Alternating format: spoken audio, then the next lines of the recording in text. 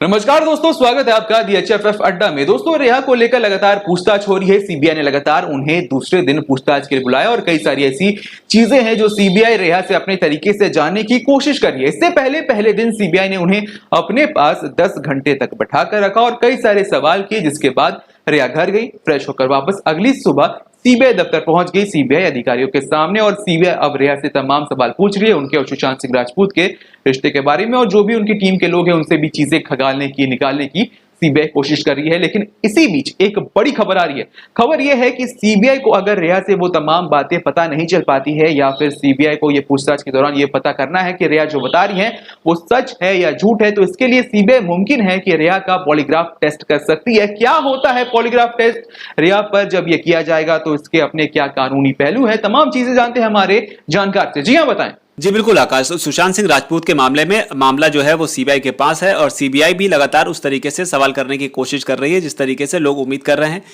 जांच जो है वो काफी तेजी से आगे बढ़ी है। हालांकि शेखर सुमन जो है जांच पर थोड़ा सा डाउट खड़ा कर रहे हैं। उनका ये कहना है कि मुझे व्यक्तिगत तौर पर ये लगता है कि जो जांच है इसकी दिशा जो है वो शायद थोड़ी सी भटक गई है। जिस तरीके से ये केस शुरू हुआ था उस तरीके से कई सारे पहलुओं से गुजरते हुए ये नार्कोटिक्स और पता नहीं कहां कहां होते हुए कहां जा रहा है, कुछ समझ में नहीं आ रहा है। उनका ये भी कहना है शेखर सुमन का कि मुमकिन है कि कोई है जो इस पूरे केस को ड्राइविंग सीट पर बैठकर ड्राइव कर रहा है और जिस डायरेक्शन में चाह रहा है उस डायरेक्शन में लेकर जा रहा है। तो ये एक बात हुई जिसमें शेखर सुमन ने संदेह जताया है सीबीआई की मौजूदा जांच पर। हालांकि उम्मीद भी उन्होंने जाहिर की कि सीबीआई अपनी जांच में तेजी लाएगी और जल्द से जल्द इस केस को एक क्लोजर मिलेगा।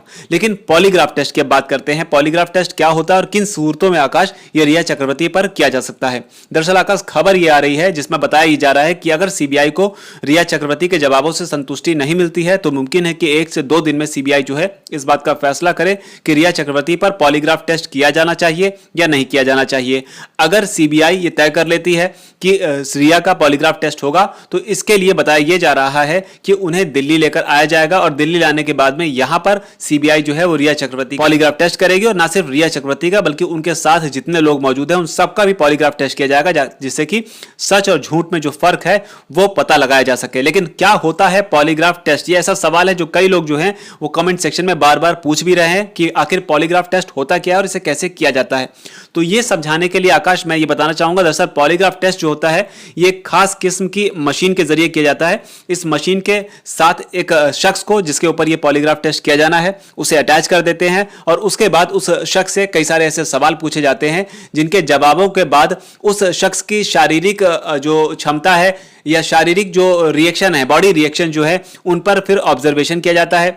देखा जाता है उन सवालों के जवाब पॉलीग्राफ टेस्ट के दौरान वो शख्स देता है। ब्लड प्रेशर में क्या परिवर्तन आता है, ब्लड प्रेशर के बाद उसके पल्स रेट को भी इस दौरान ऑब्जर्व किया जाता है।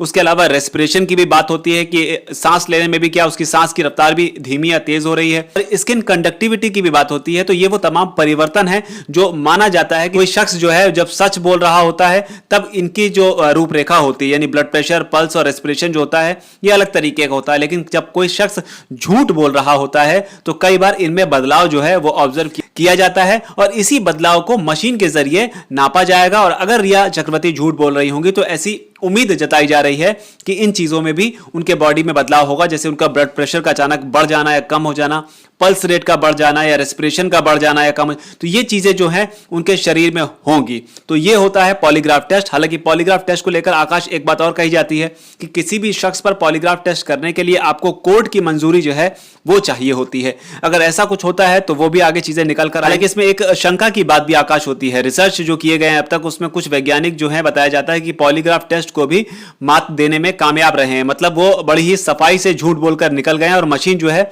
उनके ब्लड प्रेशर और पल्स और रेस्पिरेशन को रीड करने में नाकाम रही है, या फिर इतनी शातिर तरीके से वो झूठ बोलकर निकल गए कि उनके जो शारीरिक परिवर्तन ऑब्जर्व करती है मशीन उसमें कोई खास बदलाव देखने को नहीं मिले।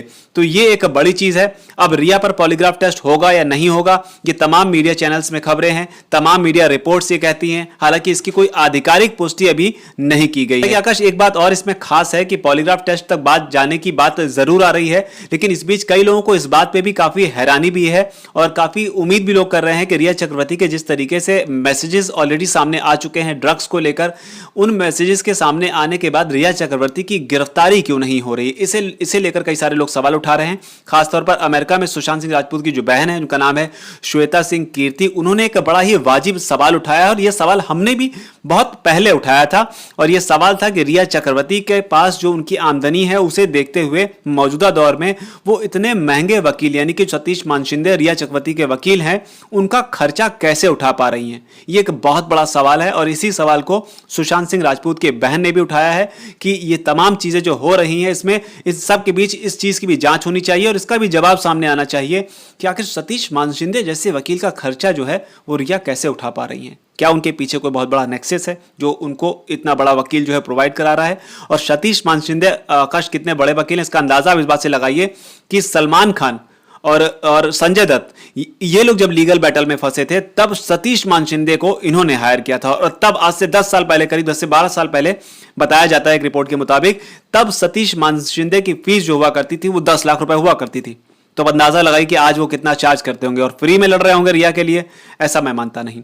तो जो भी अपडेट है फिलहाल आकाश इसमें पॉलीग्राफ टेस्ट को लेकर और बाकी जो डेवलपमेंट है वो मैंने आपसे साझा की। जी आकाश।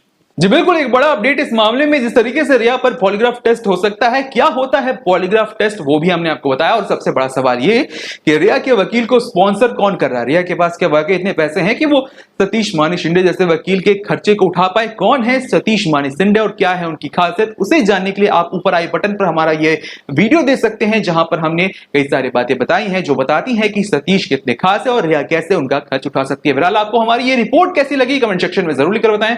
इस वीडियो को लाइक करें, शेयर करें। हमारे चैनल DHFF अड्डा को अगर अब तक आपने सब्सक्राइब नहीं किया है तो हमारे चैनल को सब्सक्राइब कर ले। इस वीडियो को यहां तक देखने के लिए आपका धन्यवाद।